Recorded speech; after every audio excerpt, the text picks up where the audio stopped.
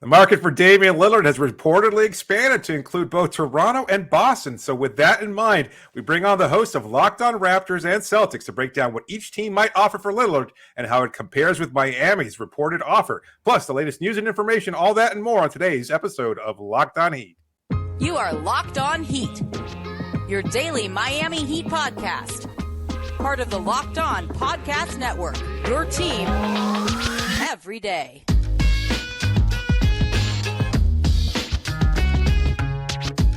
All right, welcome to Locked On Heat, your daily podcast on the Miami Heat. I'm Les Goldberg. Joining me, as always, is Dave Ramil. However you're tuning in on YouTube, Odyssey, your favorite podcast app, thanks so much for making Locked On Heat your first listen every day. Today's episode is brought to you by Jace Medical. Empower yourself when you purchase a Jace case, providing you with personal supply of 5 antibiotics that treat 50-plus infections. Get yours today at jacemedical.com. That's Jace, J-A-S-E, medical.com. Got a great show for you all today. John Karalis of Locked On Celtics will join us later to discuss why he thinks the Celtics trading for Damian Lillard is a bad idea, and we'll get to the latest reporting around Damian Lillard. But before we get to that, a shout-out to everybody who is subscribed. We have officially reached 10,000 YouTube subscribers, a great milestone for us before the season starts. Thanks to everybody who is subscribed already. And if you haven't, now's a great time to hit that subscribe button here on YouTube and stick with us through this Damian Lillard situation when training camp begins next week. We really do appreciate it. But let's get into the meat of the show. We've got Sean Woodley, who does a great job as host of Locked On Raptors, with us right now. Sean, let's just jump right into this. The Raptors were reported by ESPN on Monday to be the front runners to land Damian Lillard. Why do you think Toronto is interested in Dame, and why are they talking to Portland now? I mean, there's a lot of reasons why I think they'd be interested in Dame. Number one is they don't really have a point guard right now. Yes, Dennis Schroeder got signed in the offseason. That's all nice and good. But if you're going into a season with Dennis Schroeder as your starting point guard, you're not in a very good position. I don't care what he did in FIBA. It was awesome. Great for him winning MVP of the World Cup. But he's been awesome for Germany his entire career and remains Dennis Schroeder in the NBA. And so losing Fred VanVleet, you saw a whole lot of three-point shooting, self-creation walk out the door. This is a team that doesn't have a lot of three-point shooting or self-creation now. And they're also at this weird crossroads as a franchise where they have Scotty Barnes, they have Pascal Siakam, they have OG Anunoby, all good players, all exciting players, all players that any team would want to have. But the fit's weird. The trade for Jakob Poeltl at the deadline last year, while it improved the team, made the fit even weirder because he can't shoot. And they're just kind of itching for some sort of declaration of the direction of the franchise. They're kind of in this in-between zone right now. They have 2 big pending UFAs in Pascal Siakam and OG Anunoby going into this season, which kind of hangs over the whole thing. And, I think their intention for most of it has been, hey, let's just go in, we'll make Scotty Barnes the lead guard and just see how it works. I don't think that's a good idea because I don't think the roster is set up for Scotty Barnes to succeed there or even, find a way to thrive in any way. I don't think it's going to be good for his development to play in an offense where there's just no spacing and no other shot creation or pull-up shooting to speak of. And so you look at Dame Lillard and the sort of depressed market for him. You look at what the Heat are offering, and I think the Raptors look around and say, you know what, we can beat that offer. And so that's why I think that at this point, they are very much, I think pretty considerable, if not favorites, like certainly co-favorites to land Dame. And I think it makes a lot of sense for the team. There are downsides, which we can get into, the long-term outlook, future pick outlay, the age of Dame. Will Dame actually want to go to Toronto? All of that. But as a basketball fit, it makes a ton of sense. And I think there are multiple different iterations of trades the Raptors can offer up as well here to try to make something work so that the team that Dame arrives on actually has a chance of competing in the East. I think that's a major point of contention for Heat fans because I think when they're looking at Dame's initial request and his desire to play for a quote-unquote title contender and things of that sort, and they see Toronto's name all of a sudden come into these trade talks, and the discussion, at least from the Heat fan perspective, has been a lot of, well, what's the difference if they wind up trading either Scotty Barnes or OG Anunoby? They're not really title contenders. Even acquiring Dame doesn't necessarily make them contenders, but you have a differing point of view. Can you get into that a little bit and say why they should go ahead and acquire Lillard, even if it doesn't necessarily put them into, let's say, the top bracket of Eastern Conference title contenders? Yeah, I kind of feel like in our collective NBA GM brain, we've gotten to this point where it's like a trade is not worth doing unless it makes a team a title contender. And I just think that's like a dumb thing to have as like the bar to clear to make a trade justifiable for a team. No, the Raptors won't be an inner circle title contender if they trade for Damian Lillard, but they'll be a lot closer than they are right now in their current predicament. And they have probably in Pascal Siakam the best teammate that Dame Lillard will have ever played with. Like, that's a serious duo you can go to work with in the Eastern Conference. You know, maybe you think LaMarcus Aldridge was a better teammate back in the day or whatever, but Pascal is like a 6 assist a night guy. He's a dude who can create his own shot. His fit with Dame would be fantastic. Just you look back at Pascal Siakam's fit with Kyle Lowry back in their heyday, 2019-20 in Toronto. Those two dudes were unstoppable as a two-man tandem, and Dame's just like a supercharged version of that version of Lowry on offense. And so the fit makes sense. And, you know, the Eastern Conference, you guys are no strangers to this. The Eastern Conference is weird. It's wobbly at the top. We don't know what the future of the Bucks is going to be. The Celtics just, you know, traded away their heart and soul for a guy who most people just kind of think is like a drag to watch and be around, and Kristaps Porzingis. They're banking on injured and or old and or both front, you know, bigs in the front court. Like, they have less playmaking than they had last year, where that was always a big issue for them. They're not perfect. The Sixers, we know what's going on with the Sixers. It's not like the East is this like unstoppable, you know, the gauntlet full of incredible juggernaut teams. If you can put yourself in the conversation to be one of the 4 or 5 best teams in the East, which I do think a Lillard and Siakam-led Raptors team would be, then I think it's worth doing. Like, yeah, maybe they don't win a title, but they have a lot of fun. They have a few good seasons. And, you know, if you keep Scotty Barnes around, you still have a line to the future as well in a 22-year-old who you would think benefits from playing alongside Dame Lillard and Pascal Siakam for the next couple seasons. Like, the idea that every trade has to leave the team making the trade in position to go win a championship right away is just so silly to me. And there's room for fun. There's room for good teams that don't win championships. And I think the Raptors are in a spot right now where their alternative is really not fun team with big questions hanging over them and a potential long stretch of pain anyway. So if there's going to be pain, if things blow up in a Dame Lillard trade situation, it's probably coming anyway in some way, shape, or form. At least you had some fun along the way and put yourself in the conversation to go win the East, right? Like, I think that team would have like a 10-15% chance of winning the Eastern Conference. If you can win the conference, you can win the championship. We've seen it before. Things break weird, and I think this deal would put the Raptors in the position to benefit from weird stuff happening in a league where it's more wide open than it's really ever been. First of all, I agree with you on the overall concept of we kind of judge these trades like, okay, now are you going to go win the championship? And like you said, there's no way of knowing. And if you could put yourself at the top and give yourself a path, that's what you do. And by the way, the Miami Heat have been doing that now for 4 years, and they've been on the doorstep of a finals 3 of those 4 years. That's basically what they've done. Nobody has ever pegged the Miami Heat, nor should they have, as the favorites to win the championship going into any of those seasons. And yet there they were. There's a couple things I want to get to here in terms of the long-term viability of the Toronto Raptors if they were able to pull off a Damian Lillard trade. But you've mentioned Scotty Barnes now a couple of times. Is it safe to say that he's off the table in a Dame trade?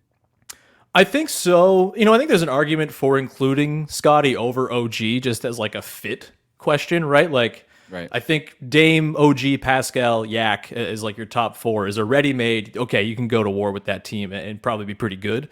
I think probably from the Raptors' perspective, Scotty is sort of like the untouchable golden boy. And that makes sense, right? He's 22 years old. He's a former rookie of the year. Yes, he plateaued a bit last season, but there's still a lot of good stuff in his game.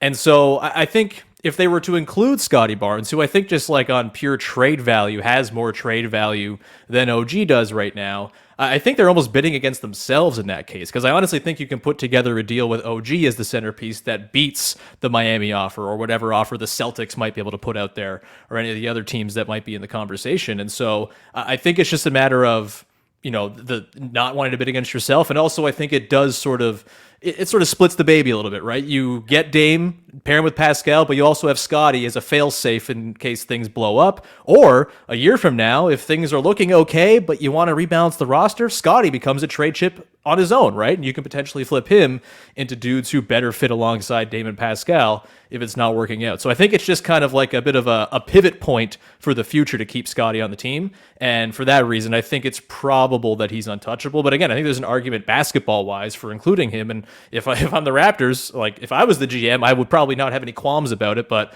I'm notoriously low on young players, so I'm probably not the right person to ask. A lot of your peers in Toronto seem to be poo-pooing the idea of the trade for Damian Lillard. What's the rationale behind that? Obviously, you're for the trade for Lillard, but other reporters seem to be kind of opposed to the idea. Is it just about breaking up that young core, or about a nebulous future, or perhaps, as we just said, because they're not a guarantee shoe-in for a title at that point in time?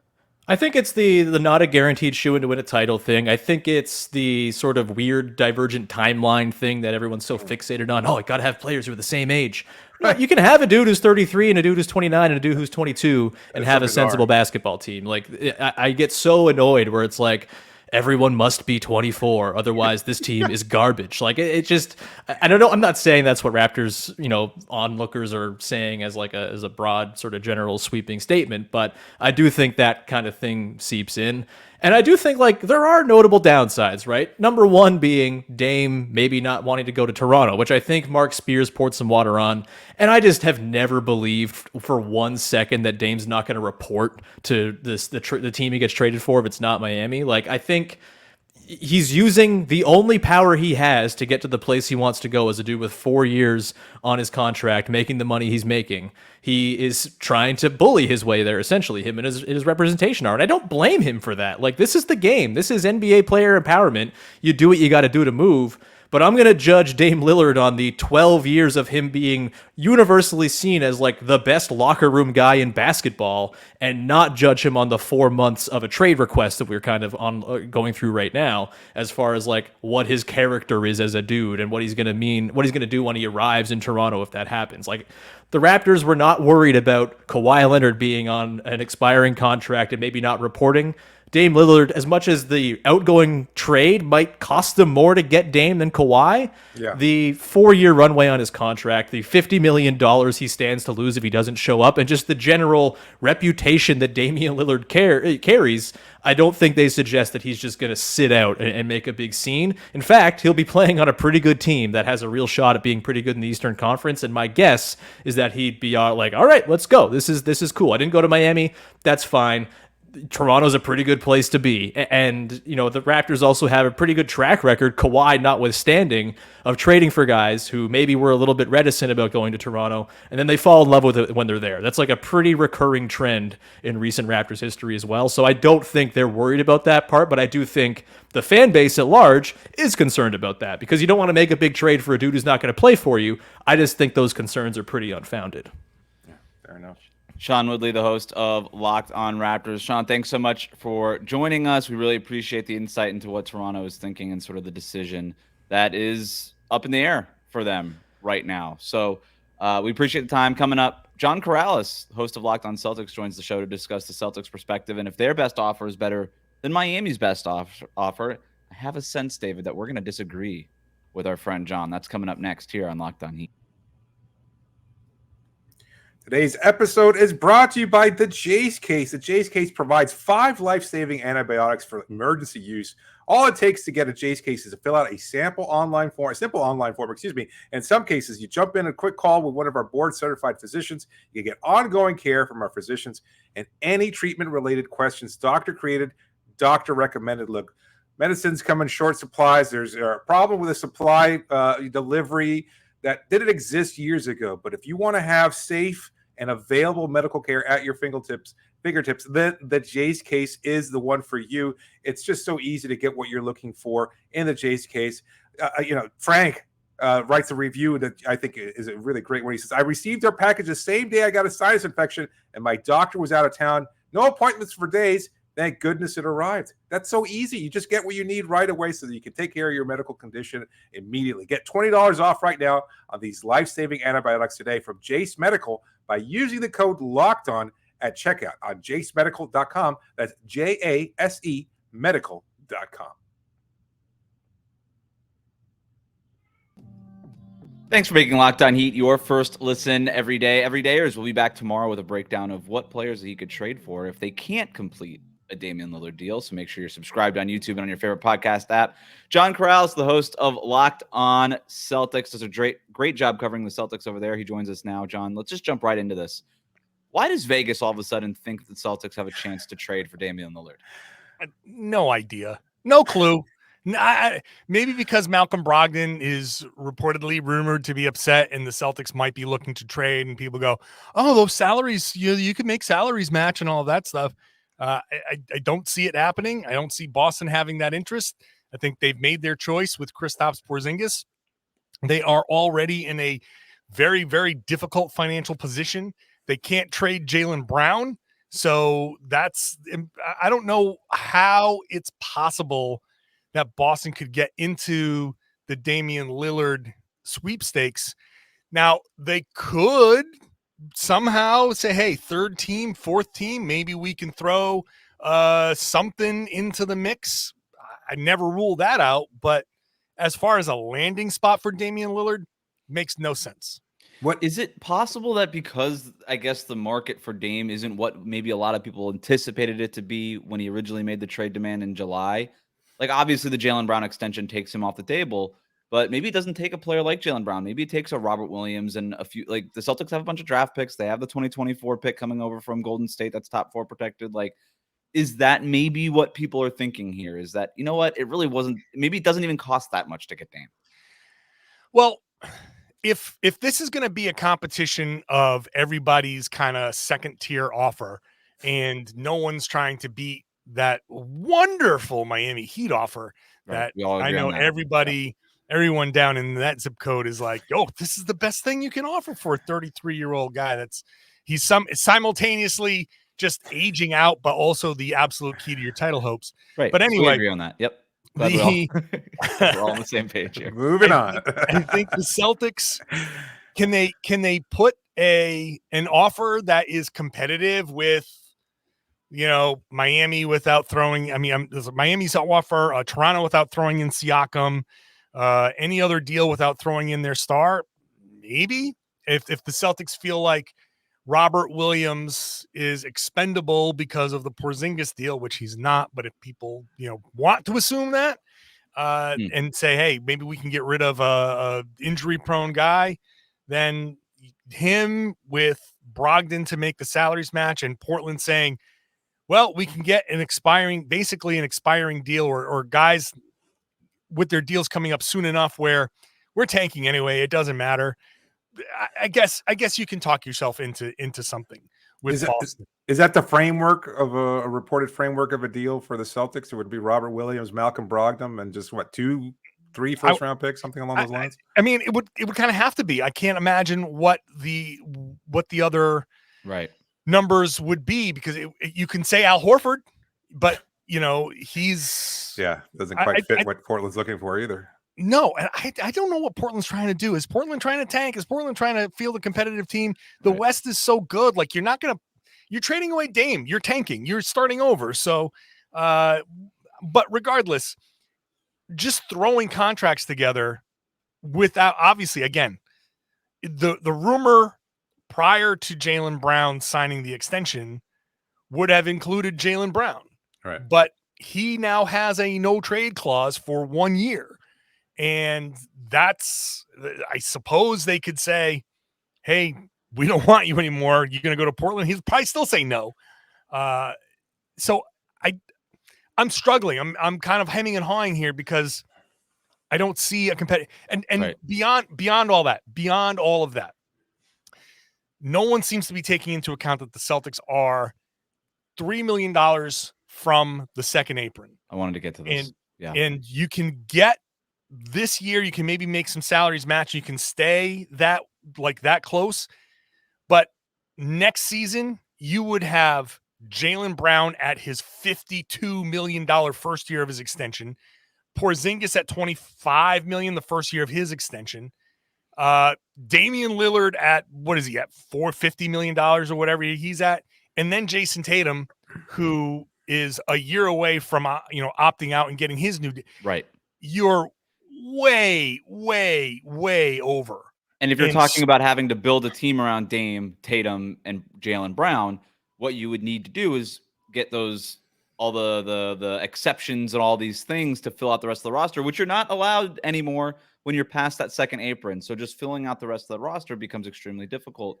I'm with you. I never really bought the Celtics as because all the things that you're talking about, there's so many reasons. I guess the one thing I would say is, well, we didn't think that Celtics were a serious contender for Kyrie Irving, and then they put all the picks and all the stuff on the table for Kyrie Irving, and then they did that. Then they did that. They did something with Kemba Walker a little bit similarly a couple of years later. I think to my own counter argument, the counter argument against that would be, well, those two things didn't work. Yeah. And Damian Lillard, I'm not saying is Kyrie or washed up Kemba Walker, but it just at some point, well, I mean, it is what it is. I do wonder if Brad Stevens has the stomach for something like that again. I feel like that again. Those were different circumstances. Yes. If this wasn't the new CBA, then maybe the Celtics would just say, "Hey, we could go in on Dame," and you say, "Just be a very expensive team, pay the tax, and you move forward." They are afraid of that second apron, and Brad Stevens is too practical. Danny Ainge was a little bit more free swinging, even though he got the reputation of he's not going to trade his picks. He was definitely more free swinging when the right deal came along. Brad Stevens is a little bit more conservative with that stuff. And with Kyrie, you got off of the Isaiah Thomas situation, which they had knowledge about. Right. And there's not a similar kind of thing here that they're trying to get rid of. There's no. All you're doing is you're getting rid of, I think, and this might be the most important element. You're getting rid of a lot of good complementary pieces for the Celtics that may not be the best players in the world, but for Boston, they fit and they work around the guys that this team has built.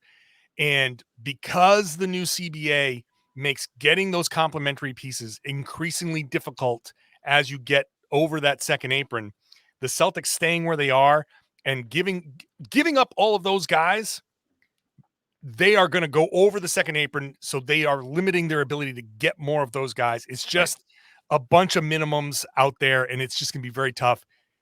It's not a practical decision for the Celtics to make. If Dame was 26, different story. But then if he was 26, none of these offers would be what they are. Right. So there's no way Boston makes it. They probably contacted Portland at the beginning, said, what would it take? They probably said Jaylen Brown, and Boston said, thank you, no thanks. Boom. And because Boston registered some interest early, they've kind of hung around. I don't think there's anything to this. Again, other than Brad Stevens probably talking to them and saying, we could be interested in facilitating this deal if we get something out of it. So that might be the only way Boston is involved at all. Any interest in Tyler Hero for a couple of first-round picks?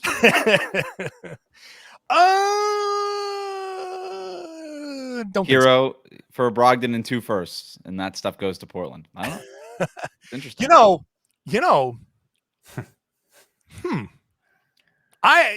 would like him in Boston, just saying. I mean, Hero for Brogdon, and I don't know about the firsts. But if Brogdon is Brad Stevens might do it. They probably he's piled up so many second round picks that it might be Brogdon and like 4 second round picks. Here we go again. Miami classic John Karalis. Hey, Miami can turn second round picks into gold. That's exactly what you want. Just add second round picks, heat culture, spin, stir. I'd rather the first round picks because they turn first round picks into Tyler Hero, who's a great young player. John Karalis does a great job covering the Celtics for Locked On Celtics. John, thanks so much for jumping on, man. We appreciate it. You got it, guys.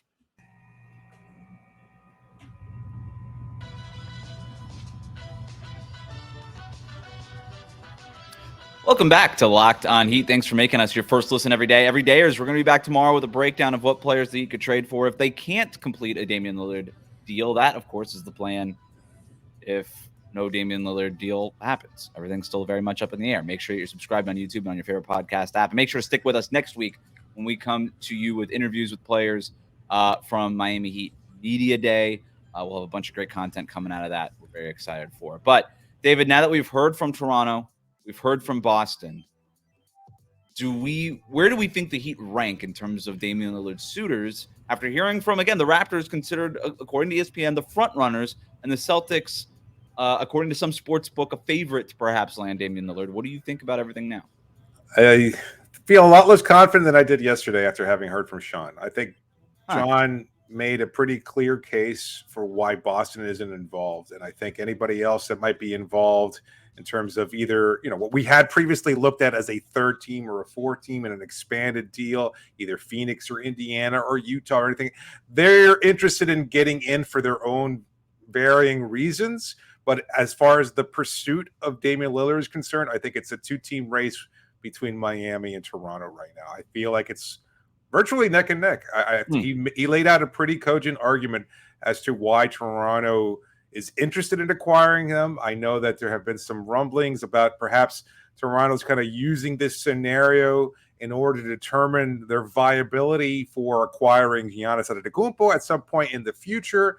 But after talking to Sean and hearing his argument, there isn't a strong argument as to why Toronto wouldn't acquire Damian Lillard. I think that's a hat that a lot of Heat fans have kind of been hanging on in terms of, he doesn't fit their time frame. He doesn't make them significantly better. They don't want to spend that.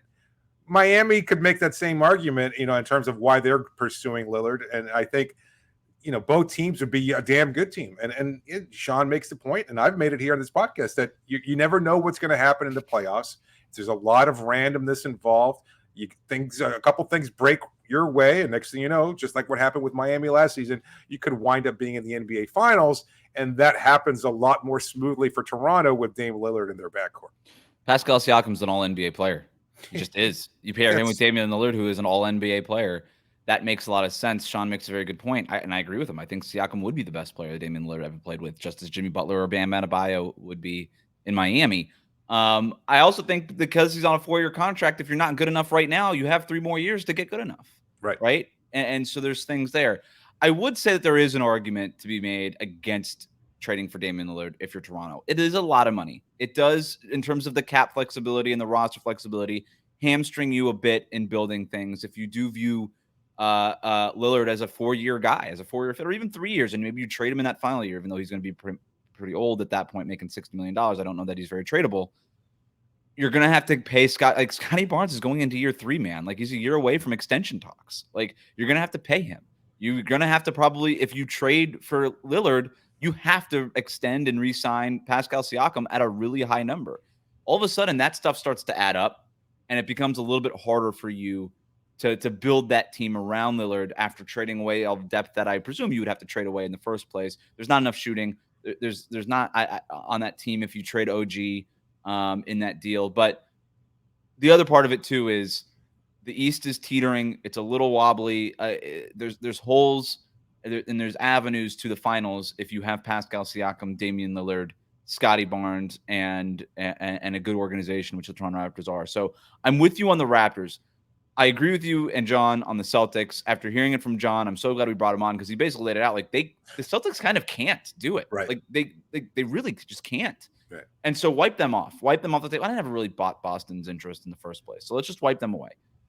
If it's between Toronto and Miami, I think both of these things are kind of happening on separate streets, right? I think Toronto is having conversations with Portland. What is it going to take? Is it going to take Scotty Barnes? If it does, it's probably a non-starter. Could we interest you in OG Anunoby and other things and a couple of picks? How many picks? What's that going to look like? I think those conversations are perhaps still ongoing. Then there's the other street. On that street, the Miami Heat, like the Portland Trailblazers don't live on that street. The Heat live on this other street.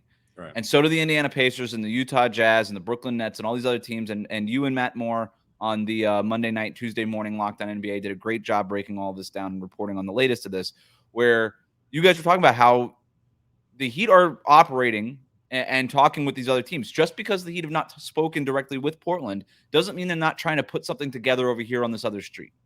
And by the way, Miami doesn't necessarily have to ever get on the phone with Portland to complete a deal. They just need somebody else. They can have Indiana's GM get on the phone with Portland and be like, hey, can we check this box? We're good. All right. Now let's call it into the front office. Maybe it's James Jones, friend of Pat Riley, in charge of running the show over there with the Phoenix Suns. All that stuff is happening. Can I just piggyback on that Go real ahead. quick? Because a lot of our viewers and listeners don't seem to understand that. They think that there has to be this direct conversation. If it's a multi-team deal, that does not need to be the case. Again, as we've laid out many times on this show, Portland is fully aware of what Miami has on the table. It's just a matter of getting all the pieces to complement one another that makes Portland happy and any other team involved to get them what they want. And Miami does not have to necessarily interact closely.